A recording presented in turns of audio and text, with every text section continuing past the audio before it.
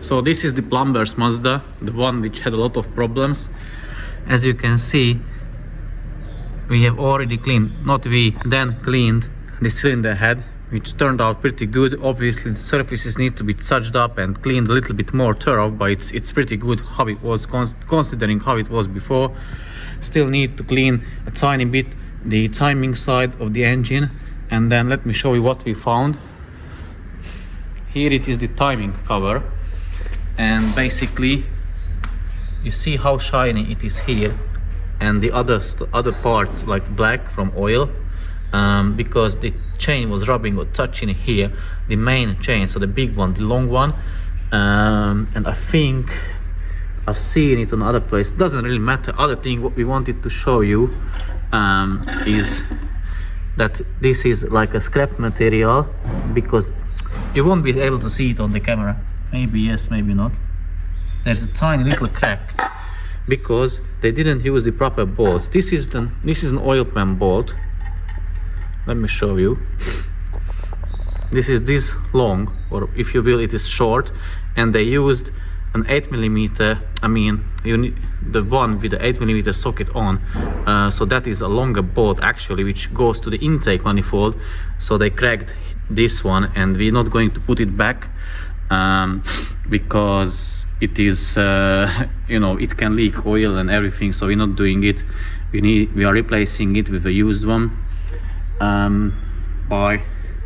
By luck, actually, Dan has the same engine and out of his car, so we are going to borrow him, or like his timing cover, and then fitting it onto the Mazda so that we can speed up the things, the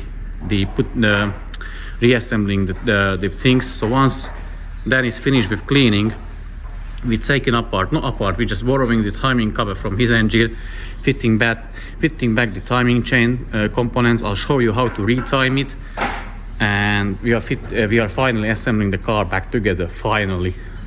So now we have robbed Dan's engine from the timing cover. We just removed the bottom 3 bolts from the oil pan, top 3 bolts from the valve cover, and obviously the bolts on the perimeter of the timing cover, and removed it from it. And now Dan is very sad, so he had to sacrifice his timing cover, but now we can fit it back to this car. So just to even the things out, Dan done the cylinder head, I done the timing side of the things, so it is looking already nice, as you can see. Obviously I don't claim it is 100%, I never do that. It is never going to be 100% unless you take apart the engine to the bits. But yeah, it is as close as you can get it. And also, meanwhile, Dan is doing the timing cover. Look how clean he got it already, and he still hasn't finished. He's a machine. So yeah, soon we will fit back the timing chain components, but first I'll need to put back the tappets, the rocker arms, and the camshafts. So I was about to put back the intake camshaft to the engine, but surprise, surprise, look what I found. I can't believe it. So if you have a look at here of the camshaft lobe, it is marred. So now we'll need to use Dan's engine again, but we don't have the bolts for the engine stand. So I need to go to the local B&Q to get the bolts, so we are able to remove the valve cover and take off the camshaft from his engine. And I'm not sure if he will ever talk me to again. So yeah, let me go real quick to the B&Q and remove the camshaft from his engine, throw this to the bin, fit his one back to this one, fit the new exhaust camshaft, and there it will be probably an overtime for us tonight or today.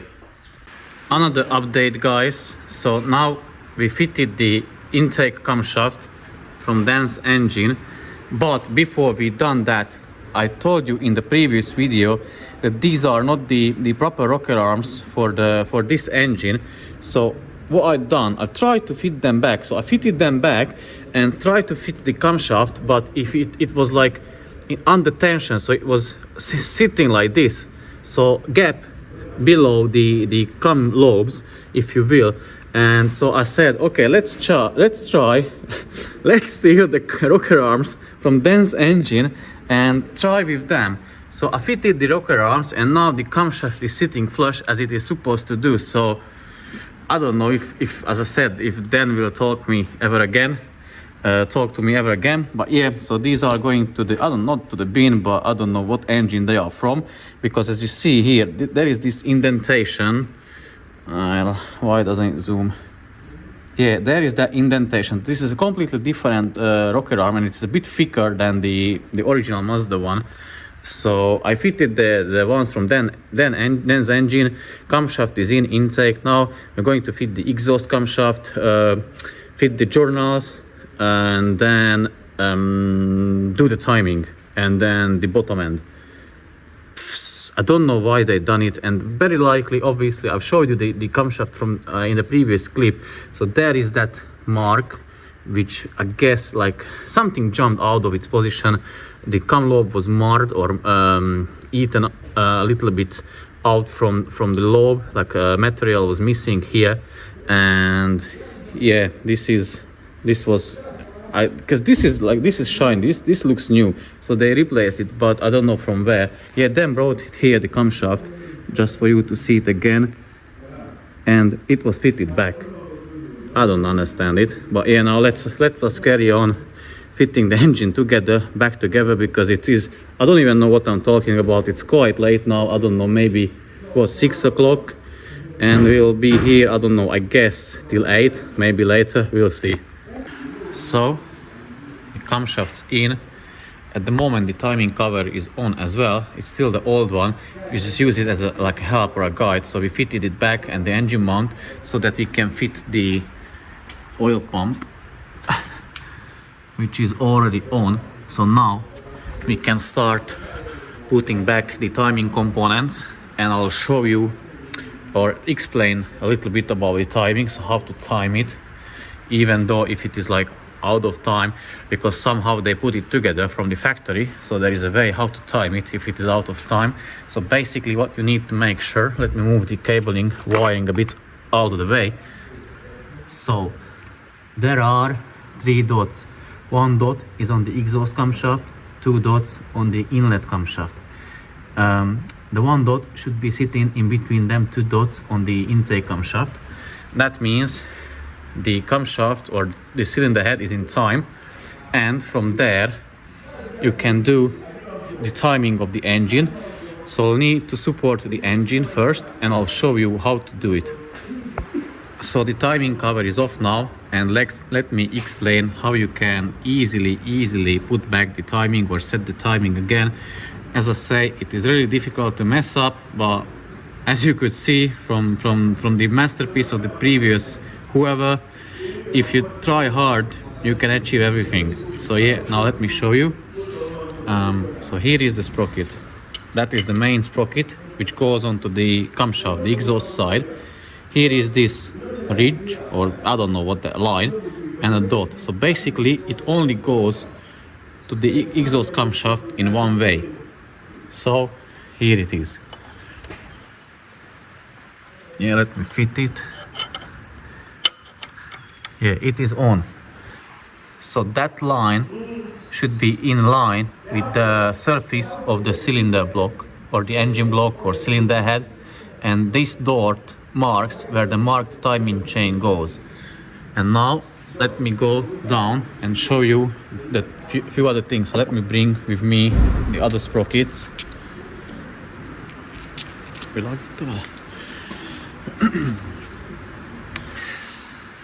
So then is shining a line on there. Let me turn the camera so that I can explain a bit better.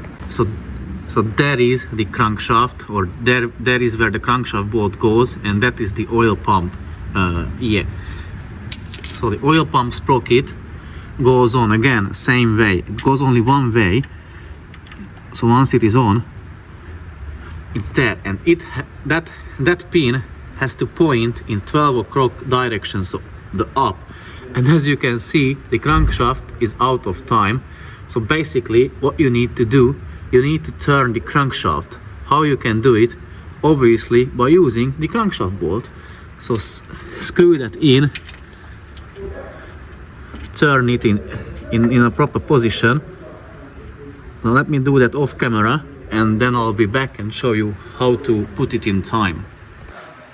So now that is pointing in 12 o'clock direction as well, and we can put on the two sprockets.